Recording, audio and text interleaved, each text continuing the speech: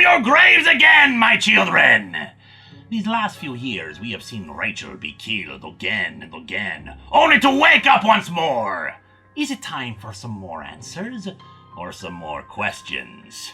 In the 17th century, Lilith stops by the home of Rachel McKenna, also known as Bryn Aaron, encounters her pious, sneering mother who refuses to let her daughter train in her magics even though she's already blessed them with good corn. We see her kill a bird that Rachel is able to breathe life back into. Lilith tries to tell the mother that it's just nature and life, but neither her nor her loud father accept that, and when he threatens her with a pitchfork, Lilith makes him need a bathroom very quickly. Truly one of the best uses of witchcraft, my children!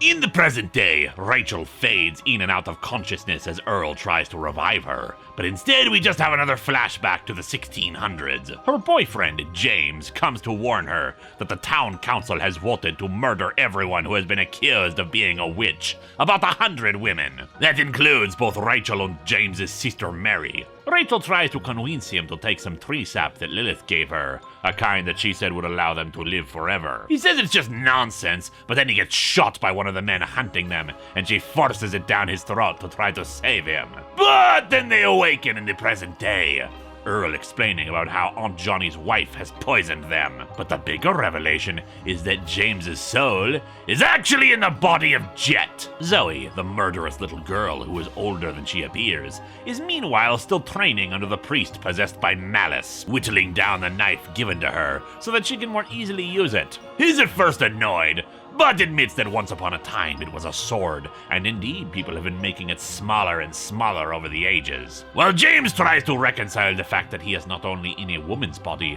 but also in the year 2013, Earl points out that neither Aunt Johnny nor his wife have resurrected, and they need to do something about that. Rachel can actually see her soul retreat from her body, so panics and does the only thing she can do: put the soul into their dog's body. Said dog freaks out, and it's too late for their would-be killer, Rachel seeing her soul being taken by death. The dog runs off, and Rachel realizes that there may still be a chance. They need to get the poison out of Aunt Johnny's body, and then try to put her soul back in its place, taking it to Dr. Simon. She also needs some supplies she buried back in the 1600s, her memories of that time mostly coming back to her. Back with Zoe, she admits to Malice that she knows it's him, and that she will not go along with his plans. To house a baby, the Antichrist as it happens, though Malice does not like to refer to it as such, or even say the C word. I know the feeling, still trying to wrap my head around this whole Chorist mass thing that has the word in there this many years later. Malice threatens her, but Zoe reasons that he has been planning this for a very long time and won't actually hurt her before she can have the baby in 5 years like he wants. He attacks her, but she pulls out the knife and stabs him, killing that body for the time being at least. The blizzard in Manson continues to worsen as they arrive at Dr. Simon's and try to explain the situation to him. He's a little disbelieving in the idea that they could rescue her or her soul, but is willing to try for her sake, and possibly learn about reversing death given his own efforts that have failed to restore his wife. While Zoe befriends an angry dog and kills its owner to steal a VW bus, James in Jet's body gets used to having to pee in a very different sort of way than he's used to. The fun part of body swapping that they don't tell you about. Wonder how Aunt Johnny's dealing with it as a dog. Dr. Simon works to prepare Johnny's body and flush out the chemicals in her, and informs Rachel that the box she's looking for full of magical items was actually found years ago by the Manson Historical Society. They were unable to get the box open, thanks to magical locks on it, so it's just on display at the Historical Society building. She and James head off to retrieve it. Unfortunately, they're slowed down and eventually stopped by the blizzard, having to keep going on foot. While they run, James admits how angry he is over still being alive in some way, that his afterlife was stolen from him. Rachel says it's because they had promised to get married and love each other, but James says he was just humoring her. Humoring the 9-year-old. Rachel remembers being a teenager, but no, it seems she suppressed the memory of how she really was at the time due to the abuse of her parents. She was but a little girl when all that happened in the 1600s. They retrieve the box, finding everything they need inside of it, including a ring that Rachel hopes will stop Lilith's efforts to destroy the town, but then run into Zoe. After recognizing her from the last time they met, Rachel is able to see the amount of bodies and horror Zoe has accumulated over the years on her her soul. She may not be entirely evil, but she is most certainly not innocent. They commandeer the van, and on the way, when James comments about how bad the winter is, Zoe explains that Lilith did the same thing once before to Jamestown in 1608. Froze everyone to death, or drove them to cannibalistically murder each other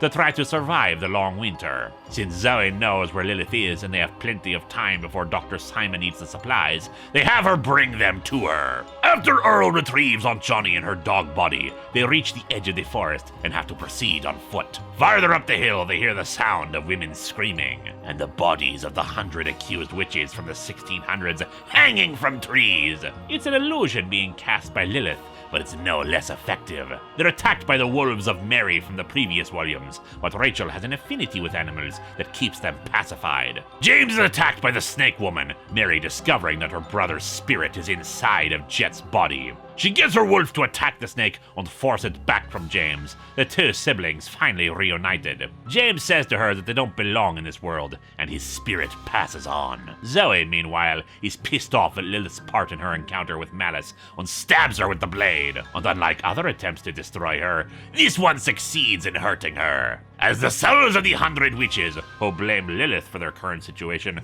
pull her down into the earth, Lilith says that the blade is Satan's and she needs to get rid of it. But Zoe is not exactly in any rush to believe anything she says. Rachel is a little disappointed, despite the great hand puns Zoe makes, because she thought she could use the ring, remind her of the love that it was given in. But Zoe says it wouldn't have worked.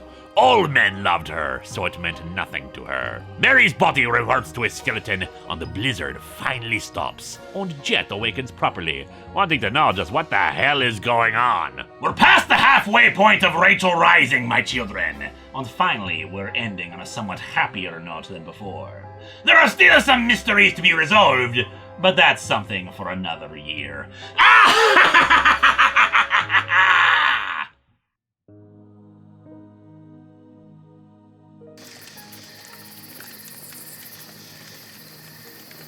Most of these stories that I've shared have depicted Moarte, whether he be human or otherwise, as having some form of noble intention behind him. His motives are benign or positive, and tragedy befalls him of some kind. That's not the case with this one. Moarte is a ghoul. A ghoul is an undead creature that feasts on human flesh. Not necessarily a zombie, for zombies can just be slaves of a powerful will, or a mindless corpse that simply follows an instinct to consume and shamble onwards. No, a ghoul is a thinking creature, and a dangerous one at that. They hang around graveyards to feast on the dead, or, most especially, to lure living victims to their dinner tables. Fresh meat is always so much tastier than leftovers, after all. The luring part is very important. They're not the kind of hunters who will track prey. They'd rather the prey come to them. The young in particular, for they're easier to trick. And some stories say that ghouls have the ability to shapeshift, usually to animals, to bring their victims to isolated areas where they can be taken and eaten. And there are stories told of a particular ghoul who decided to step things up. Instead of waiting in the usual hunting spots, he'd lure in his victims by showing exactly what he is. A monster. He'd be an entertaining monster, telling stories of his kind and of other monsters, do a little dance. And so the people would assume that there was nothing to really be afraid of. And when they least expected it, that's when he'd strike, taking fresh victims and stuffing them in a box to eat as he went along. And yet we just continue to go to him, waiting for our turn to be dinner.